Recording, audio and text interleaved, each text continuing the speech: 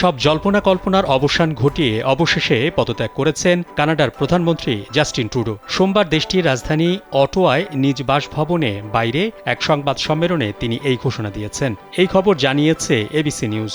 দীর্ঘ ৯ বছর লিবারেল পার্টির এই নেতা কানাডার প্রধানমন্ত্রী হিসেবে দায়িত্ব পালন করেছেন। ট্রুডোর পদত্যাগ লিবারেল পার্টিকে স্থায়ী নেতৃত্ব শূন্যতার দিকে ঠেলে দিতে পারে বলে ধারণা করছেন বিশ্লেষকরা। কারণ তিনি এমন এক সময় পদত্যাগ করেছেন যখন বিভিন্ন জরিপে দেখা গেছে লিবারেলরা অক্টোবরের শেষের দিকে অনুষ্ঠিতব্য নির্বাচনে বিরোধী কনজারভেটিভদের কাছে বাজেভাবে পরাজিত হতে পারে।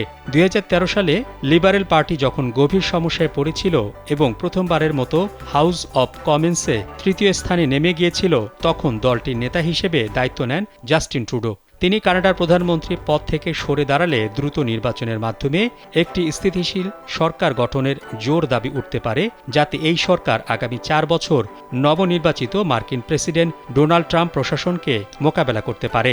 ডেইলি মেইল জানিয়েছে, কানাডার বর্তমান অর্থমন্ত্রী ডোমিনিক লেব্ল্যাঙ্কের সঙ্গে প্রধানমন্ত্রী ট্রুডো আলোচনা করেছেন। তিনি অর্থমন্ত্রীকে বলেছেন অন্তর্বর্তী নেতা এবং প্রধানমন্ত্রী হিসেবে তিনি দায়িত্ব নিতে ইচ্ছুক কিনা। তবে লেব্ল্যাঙ্ক নির্বাচনে অংশ নেয়ার পরিকল্পনা করলে তার পক্ষে দায়িত্ব নেওয়া সম্ভব হবে না বলেও জানিয়েছে ডেইলি মেইল। ট্রুডো এর আগে দুইবার দুটি বিশেষ নির্বাচনে ভোট ও নিরাপদ আসন হারানোর বিষয়ে উদ্বিগ্ন লিবারেল আইন প্রণেতাদের প্রতিহত করতে সক্ষম হয়েছিলেন, কিন্তু গেল ডিসেম্বরের পর থেকে তার পদত্যাগের আহ্বান জোরালো হচ্ছিল। এই অবস্থায় তার পদত্যাগ করা ছাড়া উপায় ছিল না।